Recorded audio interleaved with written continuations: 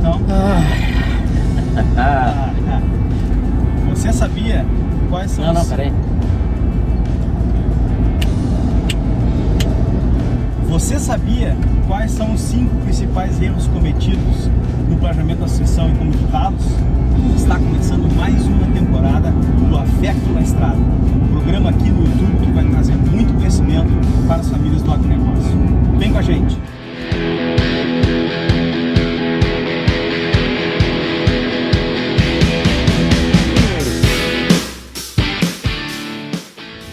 Eu sou Nelson Bertoldo e sou um dos sócios da Afecto Consultoria.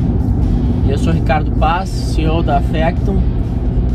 E o tema de hoje que a gente vai trazer nessa temporada nova inicial aqui do Afecto na Estrada é a questão então dos principais erros cometidos pelas famílias ao realizar o planejamento sucessório, ou a tentar tratar desse tema intimamente, né? Esse é um tema que a gente conversa muito, discute muito aqui nas nossas viagens, né? E são coisas que se repetem, coisas que a gente observa que as famílias tentam fazer ao lidar com esse tema, e isso acaba gerando traumas, gerando problemas, gerando dores de cabeça que se repetem em muitos casos. Então, nesse sentido, né, no sentido de alertar para essa preocupação, que a gente resolveu trazer esse tema aqui. E o primeiro erro, né, um erro muito comum, um erro muito frequente, talvez o mais frequente cometido pelas famílias, é justamente tentar fazer tudo sozinho, ou seja, no afã de preservar a intimidade, de não abrir esse tema da sucessão para pessoas estranhas, ou com a preocupação de manter em casa, roupa suja se lava em casa, né, já diz o ditado. Então é frequente que as pessoas tentem fazer tudo sozinho, tentem resolver essas questões no âmbito da sua própria intimidade, e isso acaba gerando muitos problemas. Isso acaba gerando, você acha que vai resolver o problema, mas acaba não resolvendo nada. Na realidade, cara, eu penso o seguinte, né? O planejamento da sucessão é um tema muito abrangente, né? Multidisciplinar, que trata de diversos ramos do direito, vamos dizer assim, né? Então ele é uma forma complexa. Então uma consultoria, uma ajuda de alguém de fora da família que tem uma outra visão e que entenda o negócio, né, pode desenhar um projeto bem mais interessante do que a família tentar resolver internamente essa questão. De fato, né, assim, além dessa questão da multidisciplinariedade dentro do próprio direito, a gente vai ter que lidar aí com questões contábeis, a gente vai ter que lidar com questões emocionais, que muitas vezes são coisas que remetem à questão da mediação ou da própria psicologia, né? Em alguns casos a gente tem que recorrer a profissionais especializados nisso. Tentar resolver tudo isso sozinho pode ser um problema, na medida em que uma visão de uma pessoa de fora, ela ventila, ela areja a discussão familiar, né? Essa pessoa, se tiver conhecimento no tema, vai poder trazer experiências de outras famílias, né? Experiências boas e más, e isso vai trazer mais oxigênio para aquela. Exatamente, vai facilitar as soluções, né? Às vezes é muito difícil para a família, para quem está envolvido emocionalmente no processo, conseguir criar soluções que quem já tem uma bagagem no assunto vai trazer isso ao natural. Com certeza. Então fica a dica para você: não faça nada sozinho, procure pessoas especializadas. Um segundo erro, assim, bastante comum também e preocupante no âmbito da sucessão familiar, é que é frequente que se direcione toda a discussão e todo o tema para o âmbito da questão tributária, né? As famílias sabem que existe um custo relevante, existe um custo importante relacionado à transmissão do patrimônio de uma geração para outra, e tendem a direcionar tudo para esses aspectos tributários, de como economizar imposto, de como organizar o patrimônio para que não tenha um inventário no futuro. São questões jurídicas, contábeis, tributárias, etc., que são importantes, mas elas não podem dominar, não podem ser a pauta exclusiva, né, do processo de planejamento sucessório. Muito embora seja importante essa questão da economia tributária que se tem no projeto, etc., né? Eu acho que trabalhar as pessoas, né, o nosso negócio, do agronegócio, vamos dizer assim, ele é feito de pessoas, né? Trabalhar essas pessoas, trabalhar essas relações, né? Construir melhores relações, né? Fazer com que essas pessoas entendam, né, porque devem ser sócias, né?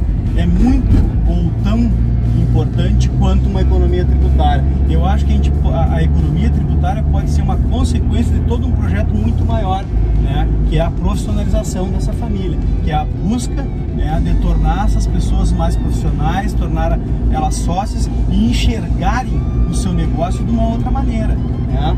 Enxergar a sua fazenda, né, como uma empresa, né?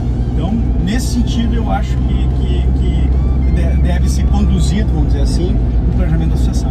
Terceiro erro, então, bastante frequente no planejamento da sucessão, é atrasar demais o processo, né? É esperar que as pessoas estejam muito velhas ou muito debilitadas para achar que esse é o momento de iniciar o processo de planejamento sucessório, o que, mais uma vez, é um grande erro, né? Isso é um paradigma, na verdade, que existe. As pessoas associam essa questão da sucessão à imagem de pessoas que não têm mais condições de trabalhar ou que não têm mais o que contribuir. As pessoas têm a falsa imagem de que o sucedido, né, ou os sucedidos, são pessoas que têm que se retirar da atividade para que os sucessores ingressem nela, o que não é verdade. O que a gente tem que construir é um ambiente onde sucedidos e sucessores consigam trabalhar junto, onde esse processo seja guiado e auxiliado e que se possa extrair o melhor de ambas as gerações.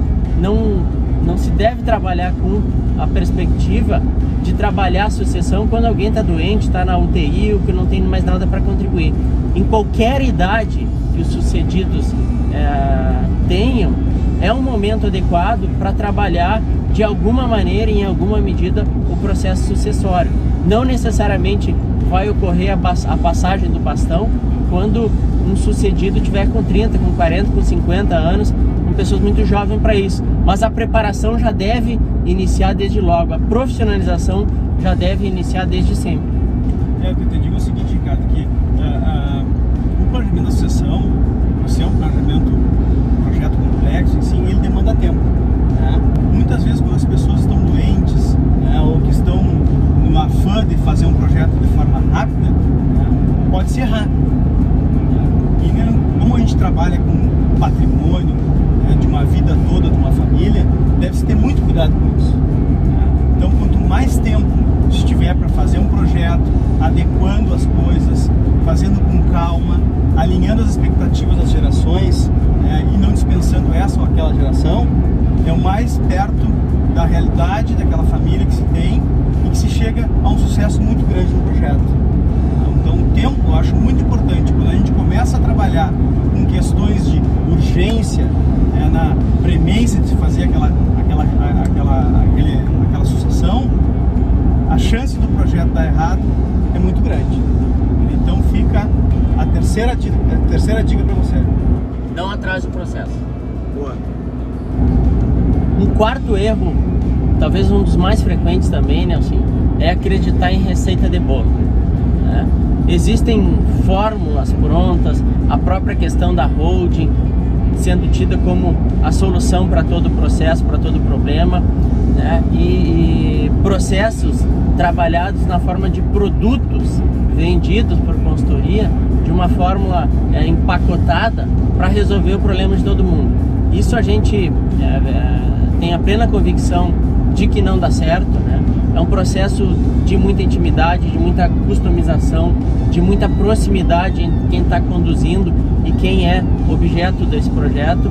Então, tentar criar em torno dessa questão do planejamento sucessório, a aplicação de uma metodologia, não de uma metodologia, mas de uma fórmula que vai resolver todos os problemas, é certeza de problema.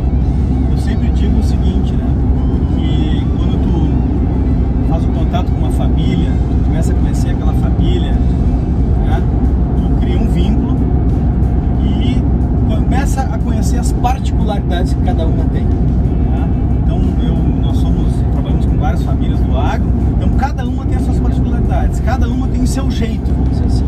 Então eu não posso chegar com um terno lá e e tentar vestir aquela família o meu terno. Não, a gente chega no tecido e constrói com a família o terno para aquela família. A gente sempre repete também, essa questão do planejamento sucessório, ela não é um evento, não é um momento, uma coisa que tu assina e está resolvido. É um processo contínuo, né? Ele não termina.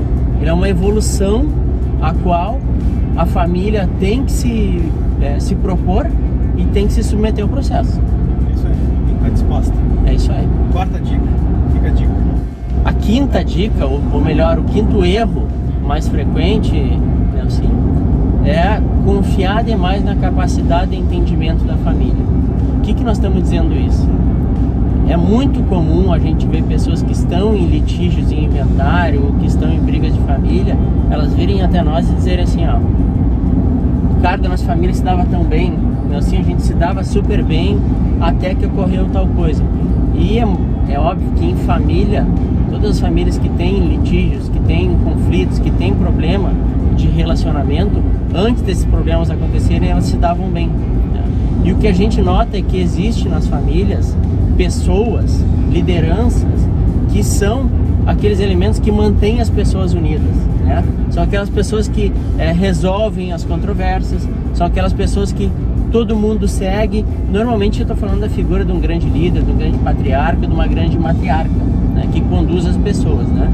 Na falta dessas pessoas, ocorre a perda de uma liderança importante e também ocorre que muitas controvérsias que vinham sendo varridas para baixo do tapete ao longo de anos de convivência, elas são postas à tona, né? Há um vácuo de liderança que as pessoas têm que resolver, há um vácuo de poder que tem que ser preenchido, tem toda essa briga de divisão de patrimônio, toda essa questão que tem que ser enfrentada, né? As pessoas não necessariamente estão preparadas para isso, né? Elas criaram visões daquela questões ao longo de uma vida que não necessariamente são visões concordantes, né? E normalmente são visões diferentes, né?